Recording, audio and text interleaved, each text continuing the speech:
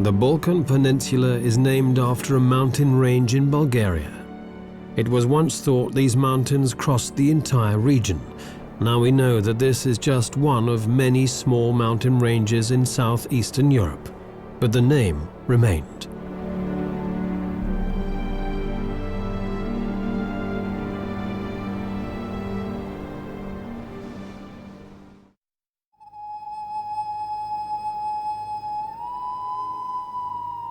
Dumitor lies in the north of Montenegro. Thick primeval forests cling to its mountain slopes above sheer rock faces and gorges. It's such remote and wild country that it still remains almost inaccessible for human settlers. Nature not only survives, but actually thrives.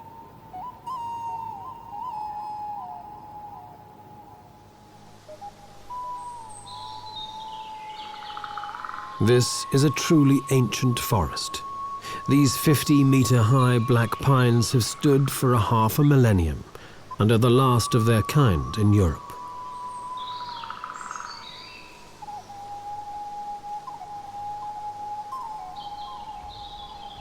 These secluded mountainous regions have guarded nature since before records were kept.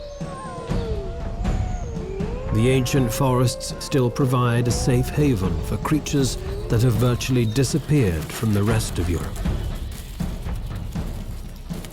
Wolves still roam throughout the Dumitor Mountains, and their howl is a primal call of the wild.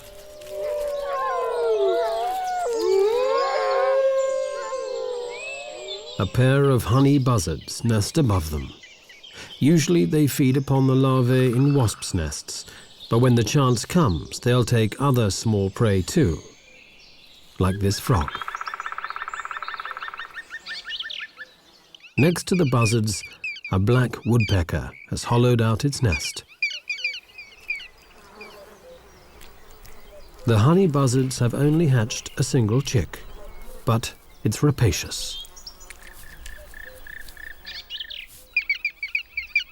But the woodpeckers have a far noisier and larger family to feed.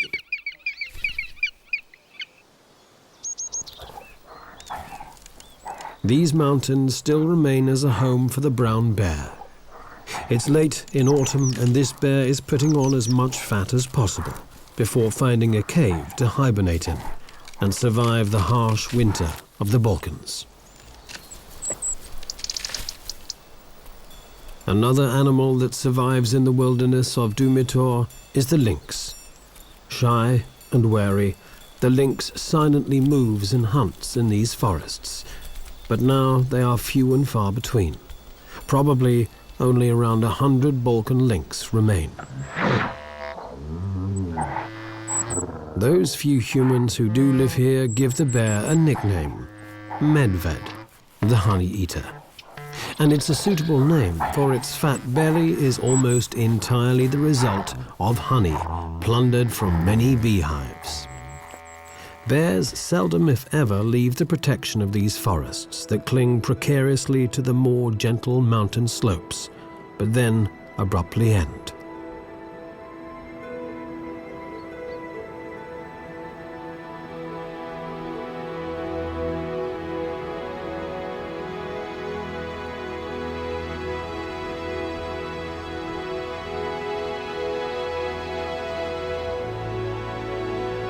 The gorges and chasms that cut into the Dumitor Mountains are the deepest in the Balkans. There are no natural access routes down into them, even for bears.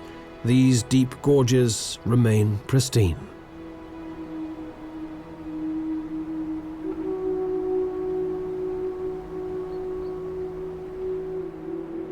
The greatest of them all is the Tara Canyon, a spectacular example of the raw power of nature.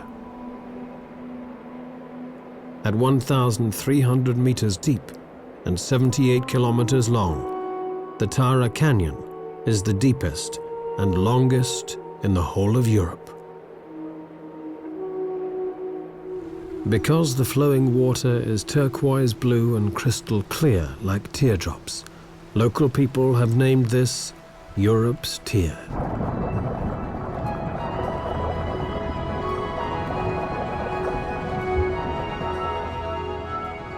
swimmers like the European otter are able to get to the bottom of the canyon.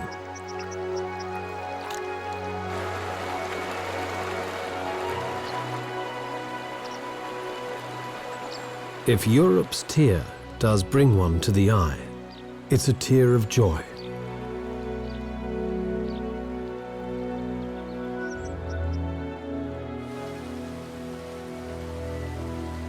Dumitor's status as a national park has given the canyon protection. However, responsible eco-tourism is being encouraged. The Austrian Development Cooperation is helping Montenegro to build hiking paths into the Tara Canyon and hostels to make this unique natural heritage accessible to limited tourism.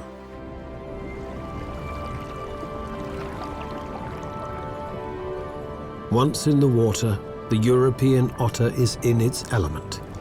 With a streamlined body, the otter swims effortlessly through the river while it hunts its prey, often river trout.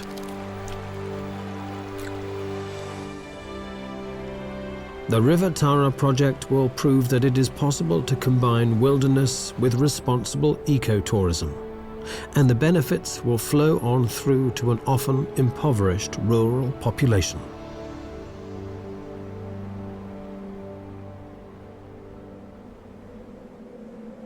Over 1,000 meters above the Tara Canyon lies an almost barren landscape. This is a desolate plateau, almost the end of the world. Bleak, lonely, and seemingly deserted, but only at first glance.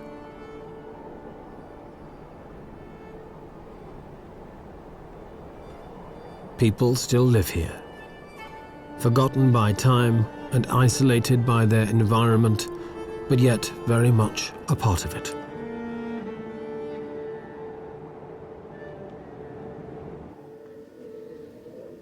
Stana Tserovic is one of the last Virginias, women who remain to do the hard work of the men, who left long ago in search of casual labor.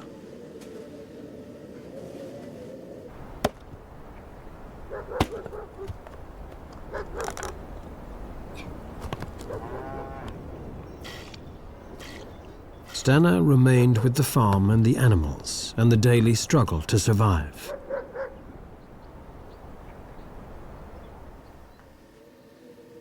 Her weather-beaten face has seen many winters and is deeply creased, almost like the Dumitor Massif itself.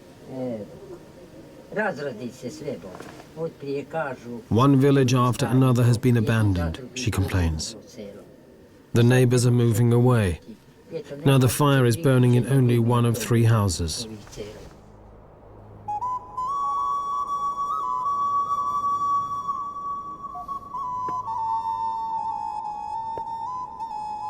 Stana has always lived here in Dumitor.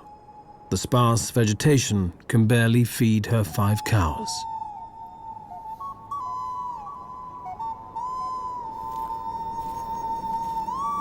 Everywhere she goes, she always carries a weapon. But just who gave her the old rifle remains her secret. And why does she carry it? To keep the wolves at bay.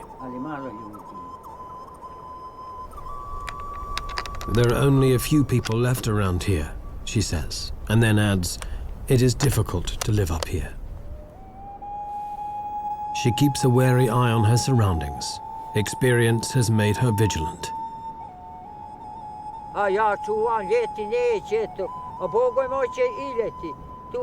One night, she recalls, with fear creeping into her voice, the cows were on the range by themselves. Suddenly the wolves attacked and killed a calf.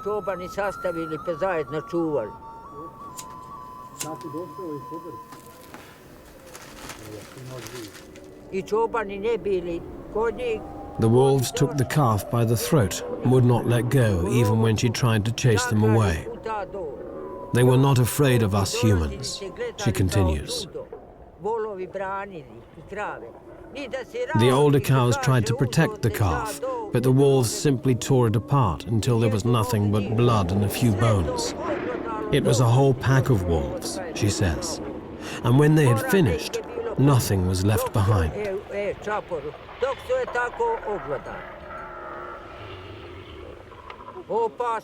Stana is certain that wolves out hunting are dangerous.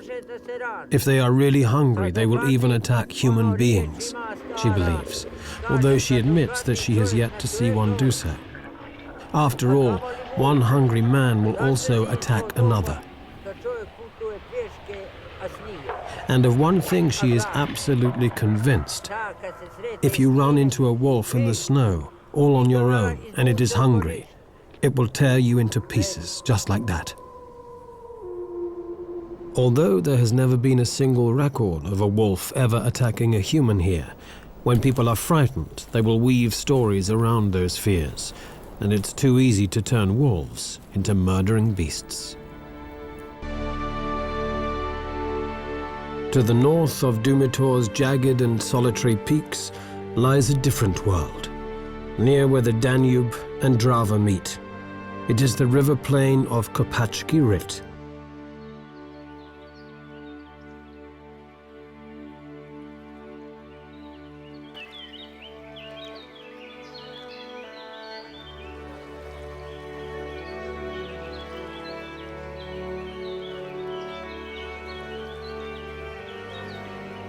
Kopacki Rit is in the east of Croatia.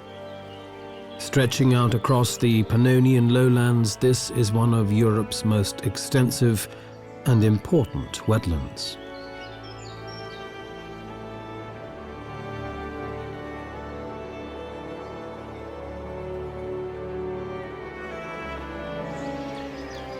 This is where one of the largest and oldest river forests to be found anywhere along the Danube grows. Over 260 different species of bird live here all year round, some of them in huge colonies. For about 3 months of every year, large parts of the forest are flooded by seasonally rising water. This is a great crested grebe with its recently hatched chick. Life just couldn't get any better.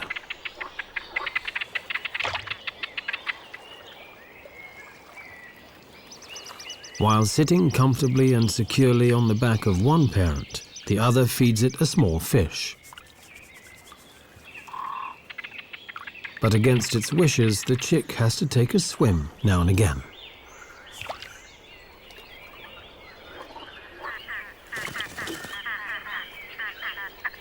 Although the chick is able to swim and dive as soon as it hatches, a ride on a parent's back is always preferred. But when both parents are busy, the chick won't get its own way. Another freshly caught fish keeps it happy for a while. But that's it. Enough swimming for one day.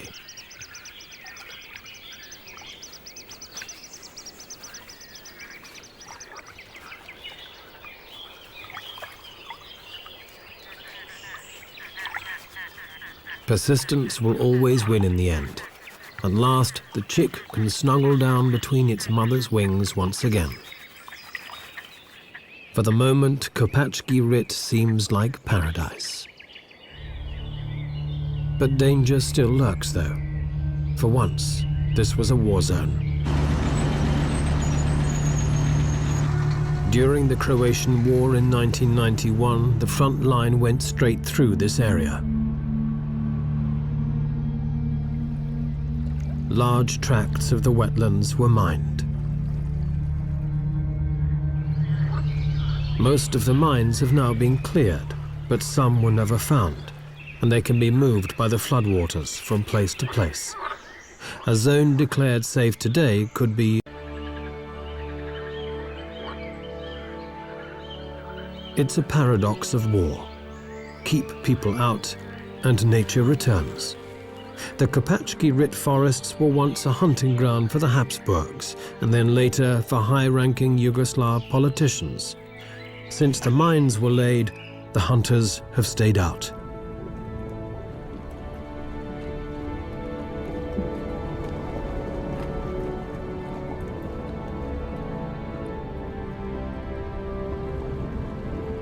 And so, undisturbed by people or mines, all other life flourishes.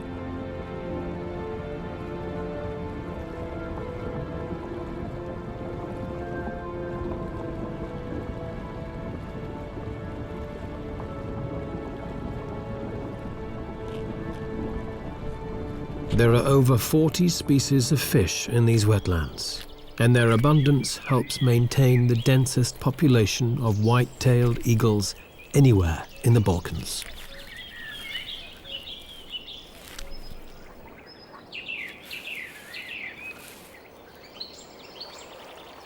Few animals would dare to try and steal a white-tailed eagle's catch, but a wild boar is not just any animal.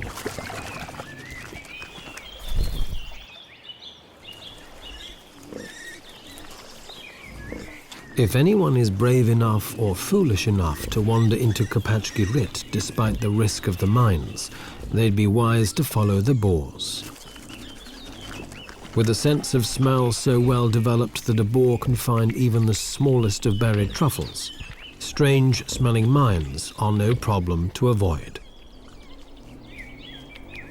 And in fact, the trails and clearings used by the wild boars are reliably mine-free.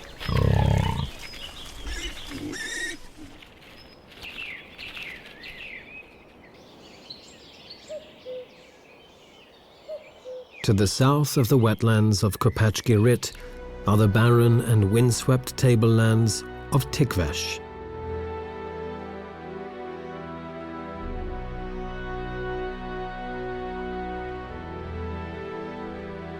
This is Macedonia, and Tikvesh is now the Balkans' last stronghold for vultures.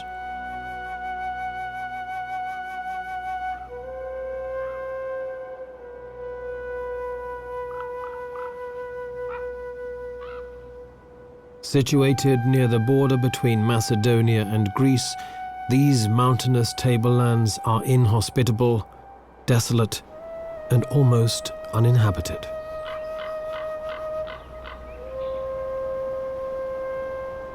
Clouds move ominously across a landscape stretching to infinity, where the boundary between sky and earth becomes blurred.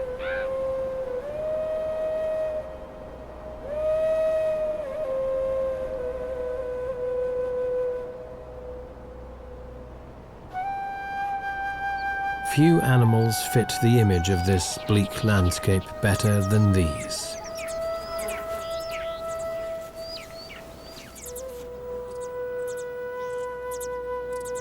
Griffon vultures in particular like to live in these rocky mountains, where the thermal updrafts can carry them up high with little effort.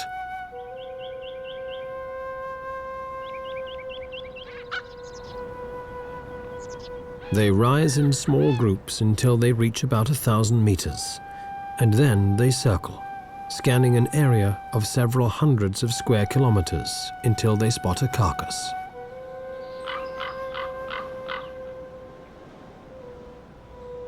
Griffon vultures normally live in large breeding colonies, building their nests on steep rock faces. These vultures were once widespread throughout the Balkans, but in the last 100 years they've been reduced to only a few breeding pairs. Toxic baits have helped to decimate them, but they've been hit even harder by the gradual disappearance of livestock. The vultures are carrion eaters, and each bird needs around half a kilo of meat each day. But now there are fewer carcasses of sheep, goats and cows, which they can rely on. And to make matters even worse, there is competition. Even when in flight, vultures are constantly harassed by ravens. Intelligent birds, they learnt long ago that where vultures settle, there is also something in it for them. The vultures have spotted a dead cow, but a gang of ravens is already there. As soon as the vultures try to get to work on the carcass, the ravens start pulling at their tails. Bad table manners it may be, but an effective strategy to distract the vultures.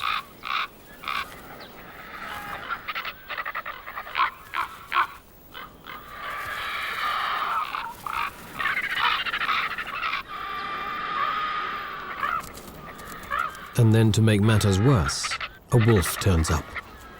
The vultures have had enough, but the ravens hang around.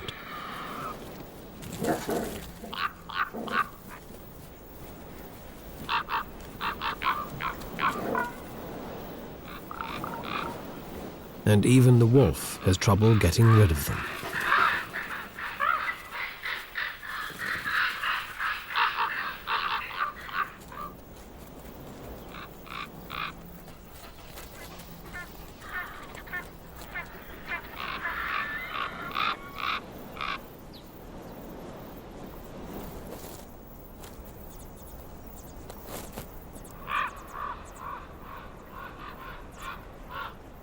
This desolate plateau is the last stronghold for the griffon vulture in the Balkans. Numbers have dropped, and in the hope that the population will recover, the birds are now fed on a regular basis.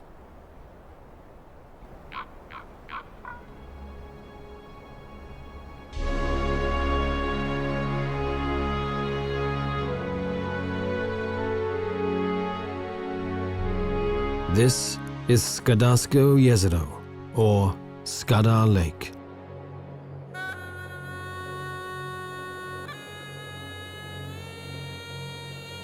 With its 50 islands, Skadar Lake between Montenegro and Albania actually looks more like a vast river system.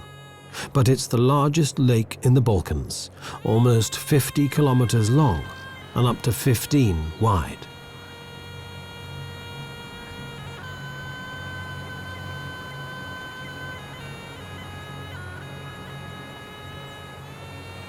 Depending on the season, water levels can fluctuate by up to 5 meters.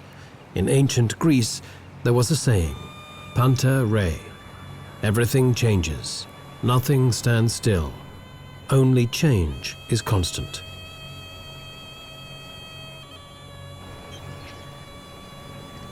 Ruins of monasteries and fortresses stand on many of the islands, a reminder of the lake's strategic importance during the conflict with the Ottoman Empire. Some of the islands are actually just hills, but only connected to the mainland during a very dry summer. In the lake's northwest, on one of these hills, stands the fortified monastery of Kom, built in the 15th century. A monk of the Orthodox Church lives here alone, giving up his days to his faith and his belief in a better world through prayer.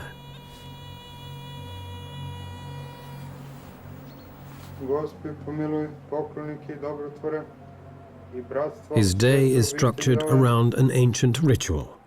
The liturgies of the hours, 8 of them every day. He believes that the ceaseless prayers join together to become a force for good, to help create a better world. In early summer, the sound of prayer is broken by the calls of thousands of birds. Skadar Lake is one of the most important resting and breeding grounds for migratory birds in Europe. The part of the lake belonging to Montenegro has been a national park since 1983, and the Albanian part was declared a park in 2005. At this time of the year, water plants are spreading out their leaves, and dense reed beds are growing around the shores. The floating carpet of water lilies makes this a safe breeding ground for terns. Huge colonies build their nests, always to a cacophony of ceaseless screaming. Frogs are breeding too, and they join in the chorus.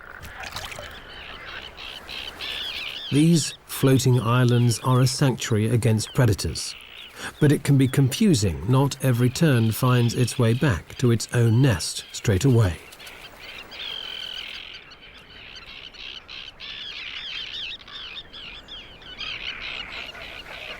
Larger waterfowl prefer to build their nests in the reed beds that fringe the lake, while thousands of cormorants use dead trees for their nests. Watching young cormorants feed is a salutary lesson. The youngsters poke their heads far into their parents' gullet in their haste to get their regurgitated fish. It's a miracle that they don't puncture their parents' throats. Other species breed in mixed colonies, like the elegant little egret and the spoonbill. Beneath them, a black-crowned night heron stalks amidst the reeds, while a squacco heron settles down to brood. Collective breeding is a strategy which gives a greater degree of security for all, as there are many vigilant eyes on the lookout for nest robbers, and the chicks are well hidden between the reeds. Skadar Lake at the west of the Balkans is a paradise for birds, even if there are no elves. On the eastern borders, there is a vastly different land, one with a mosaic of colourful fields, some planted, some not. This region is called Dobrucha, with its steppe grasslands in the northeastern tip of the Balkan Peninsula, between the Danube and the Black Sea. Only a few subsistence farmers live here. Fertile fields and fallow ground lie side by side, making the country resemble a quilt. Fertility and barrenness alongside each other. In May, the wild poppies and cornflowers sprinkle the cornfields with vivid colors. They thrive because here the farmers use little fertilizer and never spray their fields with pesticides. The plow is still horse-drawn, as it has been for centuries. In Dobrucha, many ethnic people, Bulgarians, Romanians, Russians, Tatars, and Armenians live side by side.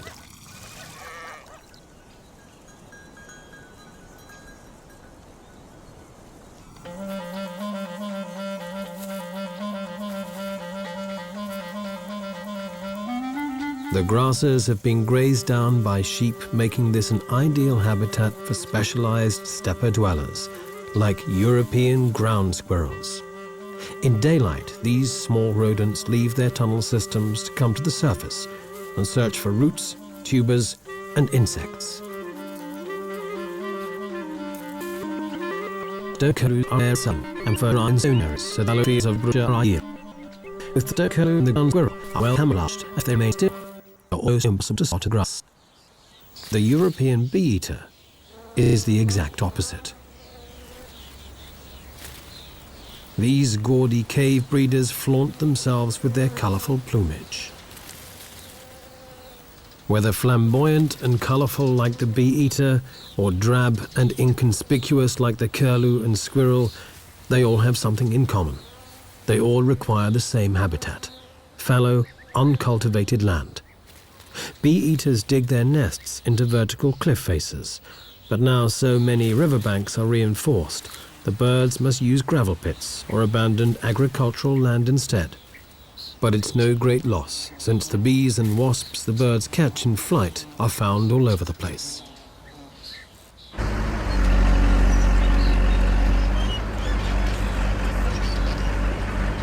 This old quarry in Dobrucha will be shutting soon. But even while the dredgers are still at work, the birds take full advantage of the site.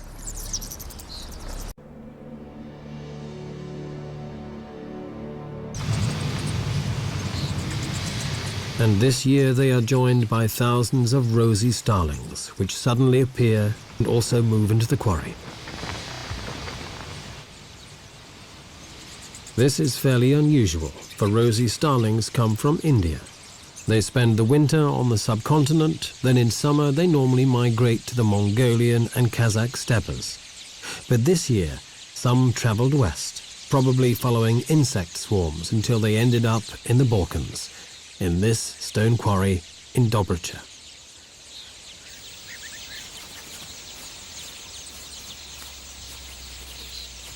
These birds need rock faces to nest and breed, so despite the heavy machinery, this quarry is an ideal choice. Rosy starlings have a short breeding season, and they'll be gone by August. No one knows if they'll return next year. But certainly this year they add another interesting hue to Dobric's rich palette of colours. From the colourful mosaic of Dobric's fields to the spreading water of the Delta Dunării, to the sea of mosquitoes. The Danube flows into the Black Sea and its delta stretches across Romania and the Ukraine. It's the world's largest reed habitat. These wetlands are home to 1,000 different plants and over 4,000 animal species. The best known of the birds is the pelican. Its huge pouched bill makes it instantly recognizable anywhere in the world.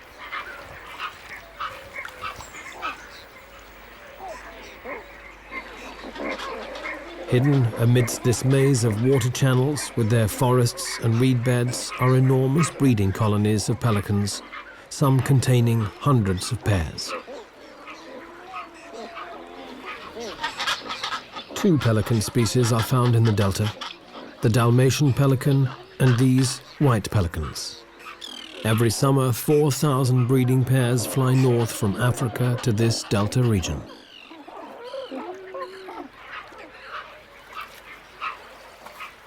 Pelican nests are untidy, and chicks depend on their parents for 14 weeks, a long time for a bird.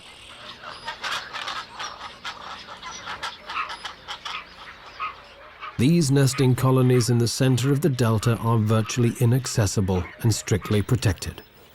During the breeding season, nobody is allowed to come anywhere near what is the largest pelican colony outside Africa. But no human law could protect the pelicans more effectively than mosquitoes. Everything in nature has a reason, and the mosquitoes are a key element in the delta's ecosystem. They are the base of the food chain. Everything ultimately depends on them.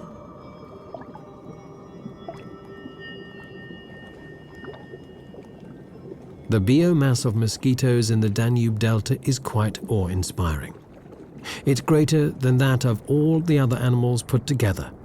It's the very foundation on which all other life in the Delta is built.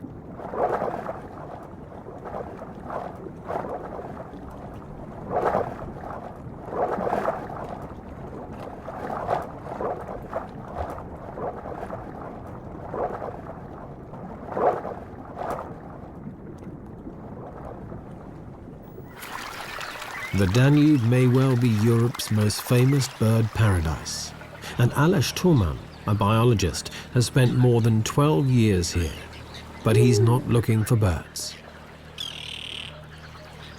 He's been up and down the river system countless times in pursuit of a ghost, an animal rarer than almost any other in this huge waterlogged wilderness. Finding it is never easy, especially when there is water on all sides.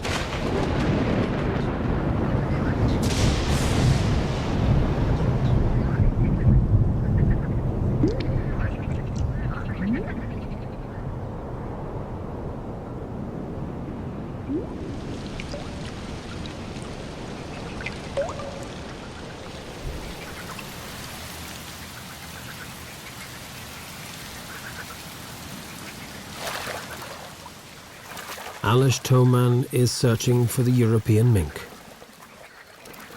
a shy and cryptic animal belonging to the marten family. The species was pushed to the edge of extinction when some of the larger and imported American minks escaped from fur farms and established wild populations. The native European minks were outcompeted, and the Danube Delta may well be their last refuge. In the summer months, when there is no shortage of food, the European minks occasionally venture out, but then only at night.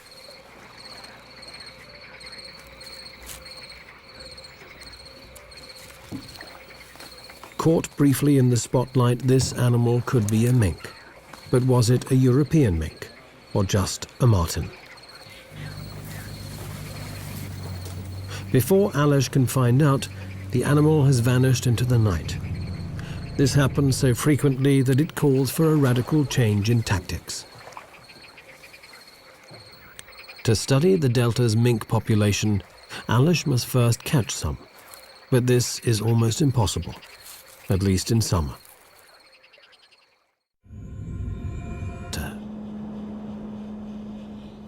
The lakes are frozen. Life seems to have come to a standstill. But only at first glance.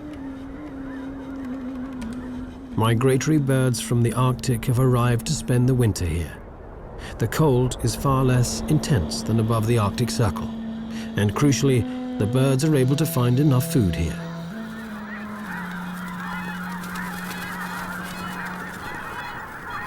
Whooper swans from northern Europe flock together in huge numbers.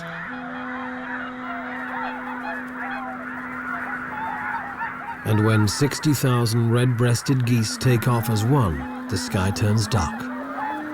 Almost the entire world's population of red-breasted geese migrate every year from Siberia to here.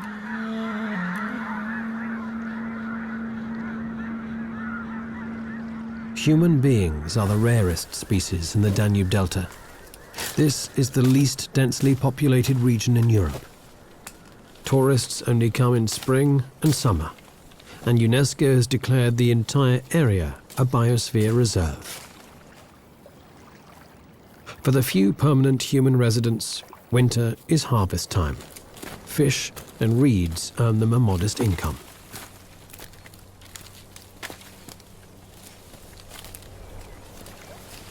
In winter, the fishermen are allowed large catches, but from spring onwards, a rigorous quota is strictly enforced to protect the breeding stocks.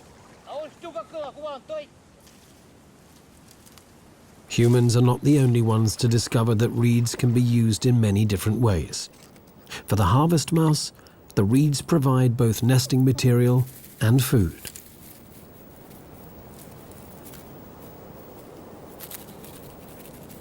These tiny rodents are about 5 centimeters long and barely weigh 10 grams.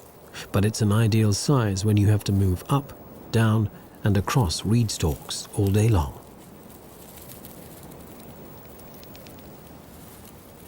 Their tail is longer than their body, but it needs to be.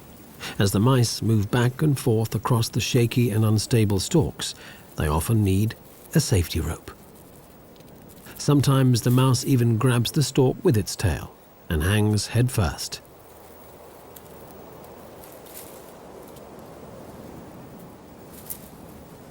Cute as they may be, harvest mice have many predators. Birds of prey, foxes, snakes, even fish. And the shy and cryptic European minks also have them on their menu.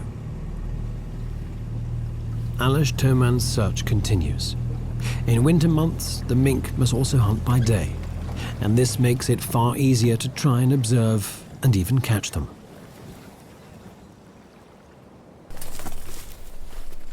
The biologists have changed their tactics.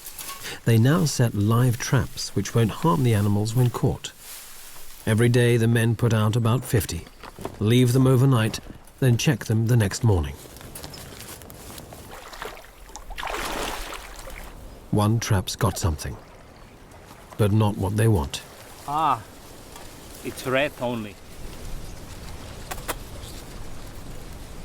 Next time. Okay.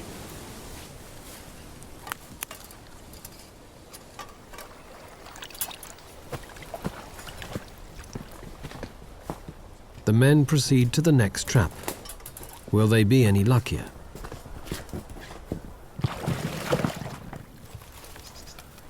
No. Another dud. Days and weeks pass by without success.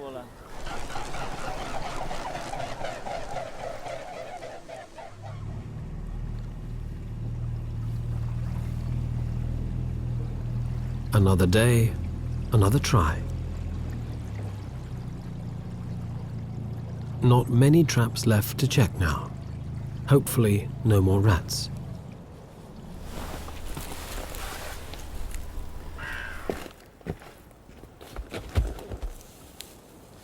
Ah, Titi, come. Mink. Excellent. Titi, look, we have mink. And then at last, a mink. Alish Toman has a broad smile all over his face. The captured mink probably isn't so happy. Since the 1950s, the European mink has been losing the battle to its far hardier American namesake. Added pressure from hunting and destruction of its habitat pushed the European mink to the brink of extinction. Now the last remaining populations live in Spain and the Baltic. But the Americans haven't conquered the Danube Delta yet. The mink is checked for health and condition, and loses a few hairs for genetic testing. It makes its displeasure very plain. Alish Toman is convinced the data he is gathering will prove that the only surviving healthy and stable population of the European mink is here, in the delta of the Danube.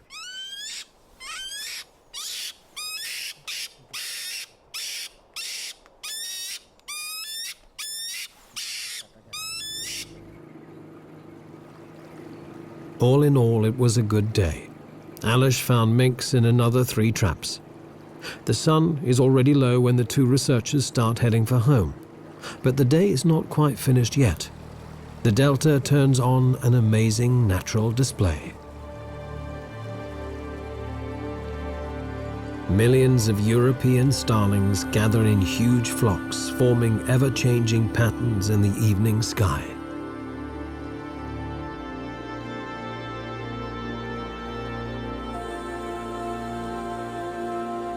The flock hangs in the air like a swarm of midges, then shifts and changes. For the birds, it's time to find a roosting site for the long, cold night.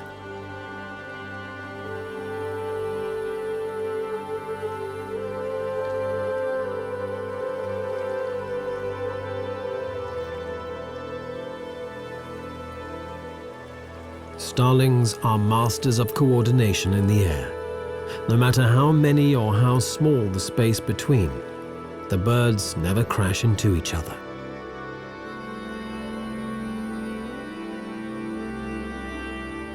One minute they look like smoke, then without any effort they change into some pulsating superorganism, as if from another world.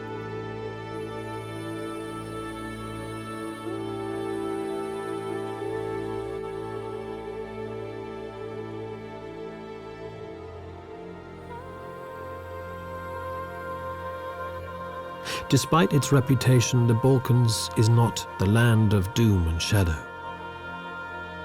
Instead, it is a magical and beautiful place, always changing, just like the flocks of starlings in the evening sky. The Balkans may still be coming to terms with its recent history of conflict, but it has always been a place where people and their diverse cultures have lived. A place where much of nature is still unspoilt. The wild Balkans are still largely unknown, their treasures so close, and yet still so far away.